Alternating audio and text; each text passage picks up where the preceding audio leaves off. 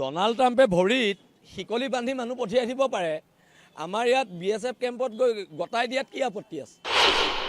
খিলঞ্জীয়া মানুহখিনিক ডাঙৰ ডাঙৰ কথা ক'ব, খিলঞ্জীয়া মানুহে ভয় খাই বহি থাকিব, এনেকুৱা ধৰণৰ কথা নহ'ব। খিলঞ্জীয়া অস্তিত্ব বিপন্ন হৈছে, আমাৰ মানুহ কিন্তু ইয়াত খোজকাঢ়ি জীয়াই থাকিব লাগিবতো। আৰু কথাটো হৈছে বাংলাদেশী মূলৰ মানুহে সংবাদ কৰ্মীসকলক মাতি বীৰ-লাচিত সেনাৰ সত্তাটোক প্ৰত্যাহ্বান জনাব আৰু বীৰ-লাচিত সেনাৰ সৈনিক বহি থাকিব, খিলঞ্জীয়া মানুহখিনিক ডাঙৰ ডাঙৰ কথা ক'ব, খিলঞ্জীয়া মানুহে ভয় খাই বহি থাকিব, এনেকুৱা ধৰণৰ কথা নহ'ব। আৰু আজি যোৰহাটত গণতন্ত্ৰৰ শেষ স্তৰলৈকে আন্দোলন হ'ব আৰু যোৰহাট পৌৰসভাৰ কাৰ্যালয় ঘেৰাও কৰা হ'ব। পাছপোৰ্ট পালে তাৰ ওপৰত এখন তদন্ত কমিটি হওক, চৰকাৰে এখন তদন্ত কমিটি বনাওক কেনেকৈ পাছপোৰ্ট পালে, আৰু পাছপোৰ্টখন কেঞ্চেল কৰক আৰু তাকতো জেলত ভৰাব লাগিব, চিধা কথা। তাক জেলত নভৰালে আমাক ভৰাব লাগিব। কিন্তু আজি যিখন সংগ্ৰাম, খিলঞ্জীয়া অখিলঞ্জীয়া সংগ্ৰাম, বাংলাদেশী আৰু ভাৰতীয় নাগৰিকৰ মাজত এখন সংগ্ৰাম। আৰু কোনোবাই মন্তব্য দিব আমি চিকেন নেক কাটি অসম বাংলাদেশত অন্তৰ্ভুক্ত কৰিম, নৰ্থ ইষ্ট লৈ ল'ম, এইবিলাক কথা নচলিব। আৰু এই সংগ্ৰাম গণসংগ্ৰাম আজি যোৰহাটৰ সমূহ খিলঞ্জীয়া নাগৰিক ওলাই আহিব আৰু এইখন সংগ্ৰামত খিলঞ্জীয়া মানুহৰ জয় হ'ব। ডনাল্ড ট্ৰাম্পে ভৰিত শিকলি বান্ধি মানুহ পঠিয়াই দিব পাৰে। আমাৰ ইয়াত BSF কেম্পত গৈ গতাই দিয়াত কি আপত্তি আছে?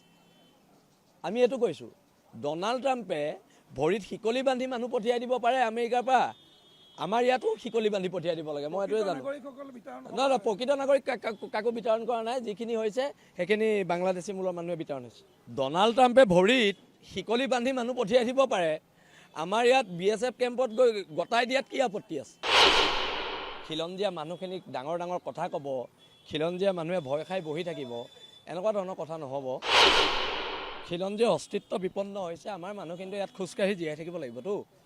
আৰু কথাটো হৈছে বাংলাদেশী মূলৰ মানুহে সংবাদ কৰ্মীসকলক মাতি বীৰ-লাচিত সেনাৰ সত্তাটোক প্ৰত্যাহ্বান জনাব আৰু বীৰ-লাচিত সেনাৰ সৈনিক বহি থাকিব, খিলঞ্জীয়া মানুহখিনিক ডাঙৰ ডাঙৰ কথা ক'ব, খিলঞ্জীয়া মানুহে ভয় খাই বহি থাকিব, এনেকুৱা ধৰণৰ কথা নহ'ব।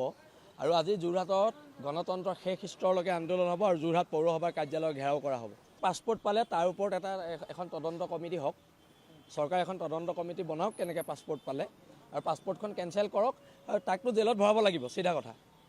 তাক জেলত নভৰালে আমাক ভৰাব লাগিব। কিন্তু আজি যিখন সংগ্ৰাম, খিলঞ্জীয়া অখিলঞ্জীয়া সংগ্ৰাম, বাংলাদেশী আৰু ভাৰতীয় নাগৰিকৰ মাজত এখন সংগ্ৰাম। আৰু কোনোবাই মন্তব্য দিব আমি চিকেন নেক কাটি অসম বাংলাদেশত অন্তৰ্ভুক্ত কৰিম, নৰ্থ ইষ্ট লৈ ল'ম, এইবিলাক কথা নচলিব। আৰু এই গণসংগ্ৰাম আজি যোৰহাটৰ সমূহ খিলঞ্জীয়া নাগৰিক ওলাই আহিব আৰু এইখন সংগ্ৰামত খিলঞ্জীয়া মানুহৰ জয় হ'ব। ডনাল্ড ট্ৰাম্পে ভৰিত শিকলি বান্ধি মানুহ পঠিয়াই দিব পাৰে। আমাৰ ইয়াত BSF কেম্পত গৈ গতাই দিয়াত কি আপত্তি আছে? আমি এইটো কৈছোঁ, ডনাল্ড ট্ৰাম্পে ভৰিত শিকলি বান্ধি মানুহ পঠিয়াই দিব পাৰে আমেৰিকাৰ পৰা, আমাৰ ইয়াতো শিকলি বান্ধি পঠিয়াই দিব লাগে। মই এইটোৱে জানো। নহয়, প্ৰকৃত নাগৰিক কাকো বিতৰণ কৰা নাই, যিখিনি হৈছে সেইখিনি বাংলাদেশী মূলৰ মানুহে বিতৰণ হৈছে।